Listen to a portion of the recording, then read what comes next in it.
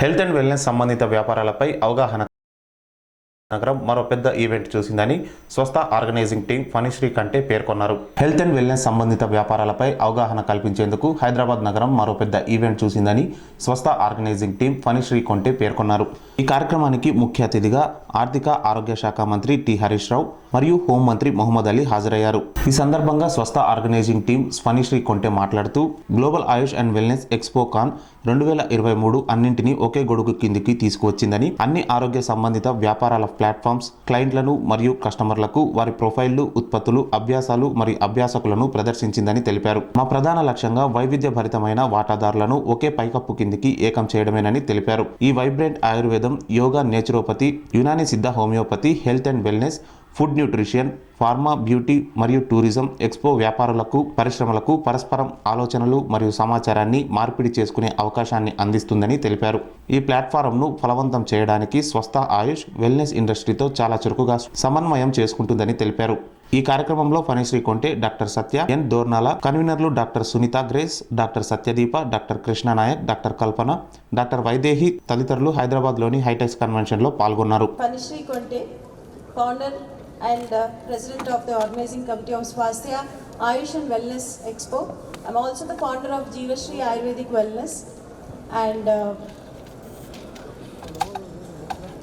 I take this opportunity to welcome our Honorable Health Minister Sri Mahmood Ali Garu, and our Jagdishwar Sir, retired IAS, and Chinnanuddi Sir, and Prashanti Ma'am, Ayush Commissioner, and all the principals of the Ayush colleges who attended and who graced this occasion.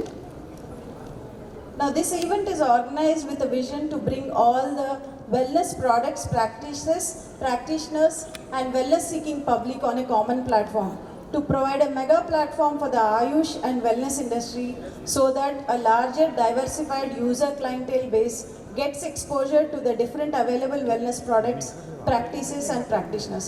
And it is also to create an opportunity for different stakeholders of wellness for knowing each other, and also to create awareness in public about various available healthcare and healing modalities. In this journey of organizing the program,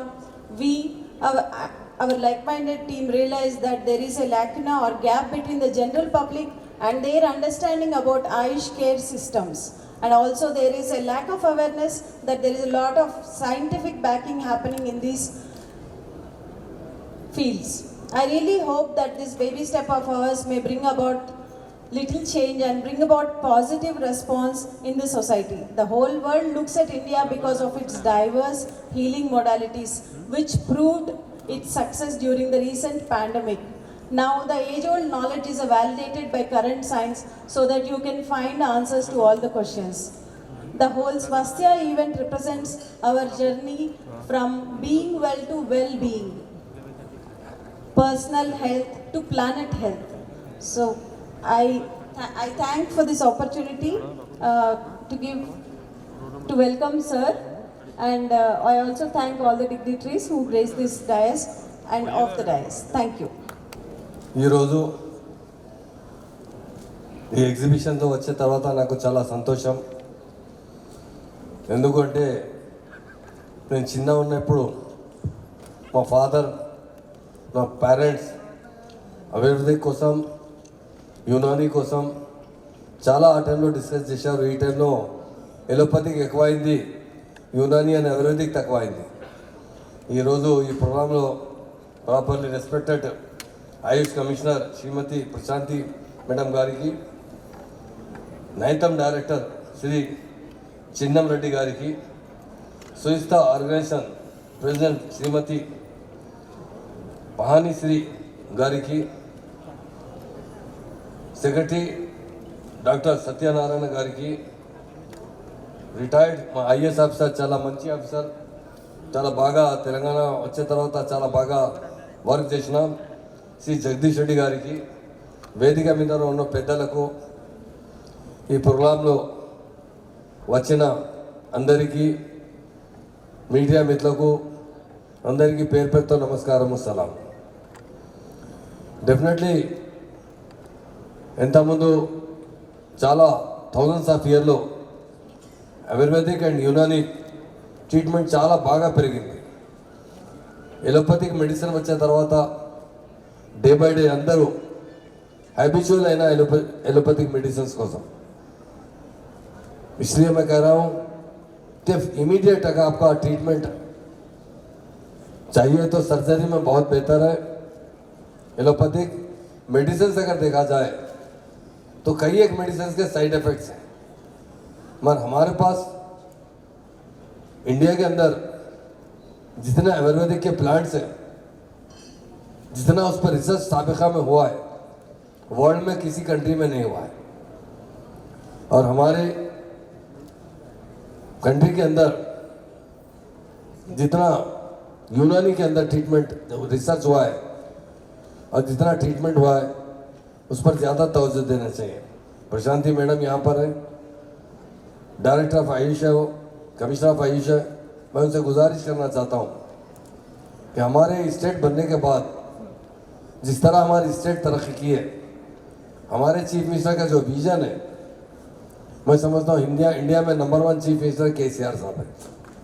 क्योंकि उन्होंने 9 साल के अंदर हमारे state को पूरा change कर दिया हो. हमारा डेवलपमेंट, जो इंसान जो सोचता है, जो कोशिश करता है, डेफिनेट उसमें उसे कामयाबी मिलती है. तेलंगाना बनने से पहले कई एक प्रॉब्लम थे हमारे पास. पावर तो टोटली बड़ा प्रॉब्लम था, लैंड ऑर्डर का प्रॉब्लम था, फार्मर्स का प्रॉब्लम था. हर सेक्टर में इंडिया में नंबर 1 स्टेट है तो तेलंगाना स्टेट है. सीएम साहब ने 9 साल में उनका जो विजन था, और हेल्थ पे भी उन्होंने बहुत तवज्जो दी. ज़्यादातर हम देखते हैं एलोपैथिक दवाखानों ने कई फाउंडेशन डाले हैं उन्होंने, मगर हम भी उनसे गुजारिश करेंगे. हमारे जो dynamic minister, health minister Harish Rao साहब भी बहुत अच्छे मिनिस्टर हैं, बहुत हार्ड वर्क करते हैं. तो वो बहुत अच्छी तरीके से, साथ में फाइनेंस भी उन्हीं के पास है. ज़्यादातर अगर हम फाइनेंस यूनानी और आयुर्वेदिक पर खर्चा करें और होम्योपैथिक करेंगे तो मैं समझता हूँ कम पैसों में अच्छा इलाज हो सकता है. इसकी पब्लिसिटी होना चाहिए. ज़्यादा से ज़्यादा मैं कुछ बुक्स भी देखा हूँ. मैं कमिश्नर मैडम से यही गुजारिश करूँगा कि मुझे अभी उनसे मैं कहा, मैं जब छोटा था, जब कभी बस में जाता था, कॉलेज जाता था या स्कूल जाता था या बाहर भी दिल्ली में जाता था, पहले किताबें मिलते थे बस के अंदर. वो बहुत कम पैसे में रहती थी, 8 आने 12 आने 4 आने वो टाइम के हिसाब से. तो उसमें ग़िज़ा और उसका इलाज रहता था. आज हम बड़े बड़े हकीमों पे टीवी पे देखते हैं, उन्होंने कहते हैं आपका इलाज तो मैक्सिमम आपका बावर्ची खाने में हो जाता है. जो चीज़ें आप इस्तेमाल करते हैं खाने पीने में, उसको सही तरीके से दवा के लिए इस्तेमाल करें. तो बहुत से बताते हैं, नुस्खे बताते हैं. मैं देखता हूँ जितना यूनानी और आयुर्वेदिक में परमानेंट फ़ायदा होता है.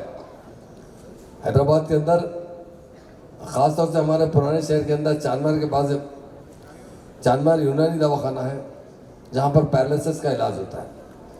तो कई ऐसे इलाज है, किडनी के इलाज है, और ख़ास तौर से जैंडिस का है. मैं एक प्रैक्टिकल मेरा वाक़या सुनाना चाहता हूँ. मेरे फादर को जैंडिस हो गया था. यहाँ हैदराबाद के 2 बहुत बड़े डॉक्टर्स थे, उनका इलाज चल रहा था. खैर जैंडिस से अच्छे हो गए. अच्छे होने के बाद एक बार कहा कि आप एक्सरा लीजिए ज़रा, किडनी उडनी का पूरा बॉडी का चेकअप के लिए स्कैनिंग. उसके बाद जब उन्हें एक्सरा लेने पर पता चला कि चेस्ट में चर्बी बहुत ज़्यादा है, फिर वही डॉक्टर साहब को बताया गया. उन्होंने दवा लिख दी, तो दवा हम शुरू कर दिए. 3 दिन के बाद मेरे फादर की तबीयत बहुत ख़राब हो गई. ख़राब क्या हुई, बहुत परेशान हो गए, और हम सबको बिठाकर कहने लगे कि मैं अब नहीं जीता, बहुत अंदर से तबीयत मेरी बहुत हौल हो रही है, बहुत ख़राब हो रही है. तो पूरे हम ख़ानदान के अफराद जमा हो गए. जब काफ़ी परेशान हो गए क्योंकि बहुत मजबूत इंसान थे. तो उसके बाद मेरे वालदा ने अलमारी खोला तो वालिद साहब ने कहा कि वो अंदर एक यूनानी दवा है, ज़रा निकाल के लाओ. वो जवारी से जालिनोस थी. वो जैसा एक चमचा लिए 10 मिनट के अंदर वो बहाल हो गए. फिर अच्छे से अपने परेशानी ख़त्म हो गई, अपने काम काज में लग गए. अब जब डॉक्टर साहब के पास गए तो जो डॉक्टर है वो तो नहीं मानते. हम दूसरे डॉक्टर के पास गए, साहब ये दवा खाने से इतना प्रॉब्लम हो रहा था. तो बोले ये चर्बी गलने की दवा दे दिए थे डॉक्टर साहब. जो चेस्ट पे चर्बी जमा थी ज़्यादा, बस चर्बी गल रही थी, उनकी किडनी की चर्बी गल जा रही थी, क्योंकि वो बहुत नरम होती है. उसके ऊपर जो चर्बी आती है, यूनानी दवा जो इमीडिएट उनको रिलीफ दी वो जवारिश जालूस था। तो मेरा बोलने का मतलब ये कि यूनानी में इतना रिसर्च हुआ है, आयुर्वेदिक में इतना रिसर्च हुआ, उसे आगे बढ़ाना बहुत ज़रूरी है। आज ख़ास तौर से स्वास्थ्य अकेडमी जो भी है उनके ऑर्गेनाइजर को ख़ास तौर से मैं श्रीमती पानीश्री मैडम साहब बहुत मैं शुक्रिया अदा करता हूँ, मुबारकबाद देता हूँ और उनकी टीम का मुबारकबाद देता हूँ कि हम कई ऐसे वाक़यात हमने देखा है। एक हमारे दोस्त का लड़का था, किसी वजह से वो शिकार के लिए चले गया, पुलिस गिरफ्तार कर ली, तो दवाखाना जेल रिमांड हो गए। रिमांड होने के बाद उन्होंने कहा कि मैं दवाखाने में शरीक होना चाहता हूँ, मेरी तबीयत ख़राब है। कुछ नहीं था हमारे, वो कहते थे कि मुझे तकलीफ, जिसमें बॉडी में तकलीफ है। और दवाखाने वाले तो शरीक कर दिए। डॉक्टर को कहे साहब मुझे बहुत बॉडी पेन हो रहा है, बहुत बॉडी पेन हो रहा है, तो पेन किलर दवा देते रहे। एक 8 दिन 15 दिन दवाखाने में रहे उनका, जब तक बेल मिलने तक। उसके बाद कुछ दिन के बाद हम देखे तो उनके किडनी फेल हो गए। तो जब लगाया डॉक्टर को बताया गया तो बोले पेन किलर बहुत ज़्यादा खा लिए, उसकी वजह से किडनी फेल हो गए। तो ये एलोपैथी के दवा के साइड इफेक्ट्स हैं। और बहुत एलोपैथिक दवा तो हम इस्तेमाल करते हैं, हर कोई इस्तेमाल करता है, मगर हम जहाँ तक हो सके हम आगे बढ़ाना चाहिए, आयुष को आगे बढ़ाना चाहिए। हम तो हमारे मिनिस्टर साहब से भी गुजारिश करेंगे, हरीश राव साहब से, जितना हम फंड एलोपैथिक पर खर्चा करते हैं, अगर उसका कुछ ज़्यादा हिस्सा इधर भी अगर हम डाइवर्ट करें तो मुझे बहुत यकीनन लोगों को परमानेंट फ़ायदा होगा। आप किडनी का इलाज देखिए, आप लोग बहुत करते हैं, पर यूनानी में जितना अच्छा इलाज किडनी का है, जैंडिस का इलाज है, कई ऐसे डिसीज़ है जिसमें आज तक भी एलोपैथी की दवा उतनी सक्सेसफुल नहीं है जितनी यूनानी और आयुर्वेदिक की है। तो मुझे आज की स्वच्छता अगर ऑर्गेनाइजेशन की तरफ से जो स्टॉल्स लगाए गए, बहुत खुशी की बात है। अवेयरनेस बहुत ज़रूरी है। जब तक लोगों में अवेयरनेस नहीं आएगा, लोग नहीं समझेंगे दवा के बारे में। बट जो लोग बचपन से बड़े लोगों से यूनानी खाते आते हैं वो ज़रूर आज भी इस्तेमाल करते हैं। मैं आयुष मैडम, कमिश्नर मैडम का भी, मैं प्रशांति मैडम जो हमारी डिप्टी कलेक्टर थे मेरे टाइम पे जब मैं रेवेन्यू मिनिस्टर था, बहुत अच्छे रात दिन मेहनत करने वाली मैडम है। तो उनसे मेरी यही गुजारिश है कि ज़्यादा से ज़्यादा पब्लिसिटी होना चाहिए। जब तक जो चीज़ की पब्लिसिटी नहीं होती वो चीज़ लोग इस्तेमाल करने से डरते हैं, क्योंकि पुराना जनरेशन यकीनन आज भी यूनानी आयुर्वेद पे बहुत बड़ा विश्वास रखता है, पर आजकल का नया जनरेशन को नहीं मालूम है।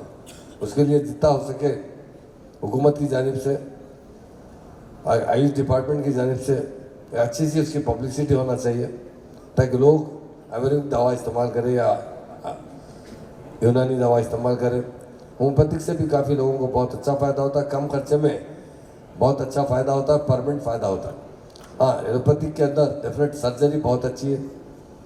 सर्जरी में इमीडिएट जो भी बीमारी है उसका खात्मा किया जाता है सर्जरी से। हम फिर उससे भी हम बहुत अप्रिशिएट करते हैं। मगर कई ऐसे डिसीजेज है जो हमारी कंट्री के अंदर ऐसे ऐसे आयुर्वेदिक और यूनानी दवाएं बनते हैं, जो मसाले जो जिस तरीके के उसके बनाने के जो आइटम्स होते हैं वो हमारे पास ही अवेलेबल है। तो हम इस पर ज़्यादा तवज्जो देना चाहिए। और आज का इसका स्वच्छता ऑर्गेनाइजेशन के जिम्मेदारों को, चेयरमैन साहब को, सबको मैं मुबारकबाद देता हूँ। ज़रूर हम भी आपके साथ हैं और आज देखने के बाद बड़ी खुशी हुई। इसी तरह हम लोगों में अवेयरनेस बिल्डअप करें और इस प्रोग्राम से पहले भी इसकी पब्लिसिटी अच्छी की जाए तो काफ़ी शहर के लोग आ सकते हैं, यहाँ पर आके देख सकते हैं, लोगों से मालूम कर सकते हैं। इन तमाम जो इस एग्जीबिशन से जुड़े हैं तमाम लोगों को मैं मुबारकबाद देते हुए अपनी बात ख़त्म करता हूँ। जय तेलंगाना, जय हिंद। Thank you.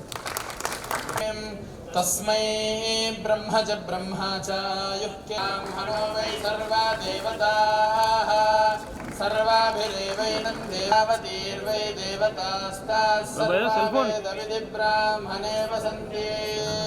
रोचनो रोचमानः शोभनः शोभमानः कल्याणः शतमानं भवति शतायुः पुरुषः शतेन्द्रियायुष्येवेन्द्रिये प्रतिष्ठति।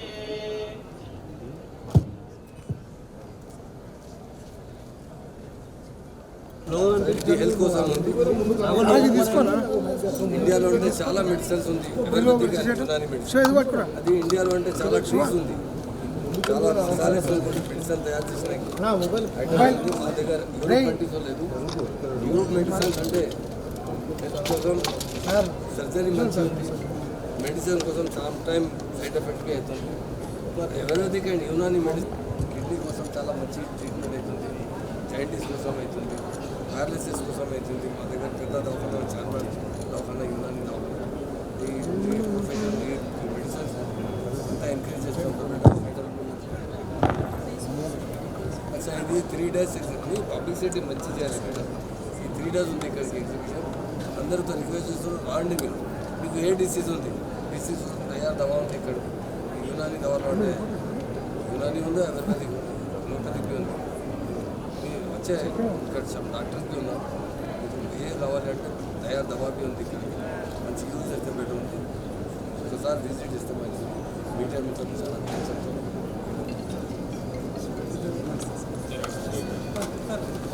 పనేసియా మెరిడియన్ హాస్పిటల్స్ ప్రతి సామాన్యుడికి అందుబాటులో అంతర్జాతీయ వైద్య ప్రమాణాలతో వైద్యం, 24 గంటల అంబులెన్స్ సర్వీసుతో పాటు అత్యవసర సేవలతో ఏర్పాటైన చికిత్సా విభాగం. మా దగ్గర గుండె సంబంధిత, మూత్రపిండ, కాలేయ, కంటి జబ్బులకు, మోకాళ్ల శస్త్రచికిత్సతో పాటు కోవిడ్-19, బ్లాక్ ఫంగస్ వంటి వైరస్లకు, అన్ని రకాల ఆరోగ్య సమస్యలకు నమ్మకమైన అత్యాధునిక వైద్య చికిత్సను అందిస్తున్న హాస్పిటల్ పనేసియా మెరిడియన్ హాస్పిటల్స్. మీ ఆరోగ్య సమస్య ఏదైనా ఇప్పుడు పరిష్కారం సాధ్యం. సంపూర్ణ ఆరోగ్యం కోసం సంప్రదించండి Panacea Meridian hospitals, opposite Bheeramguda Kaman, RC Puram, Sangareddy district, pin code 502032. సంప్రదించాల్సిన ఫోన్ నెంబర్ 0845524177 మరియు 7893757770.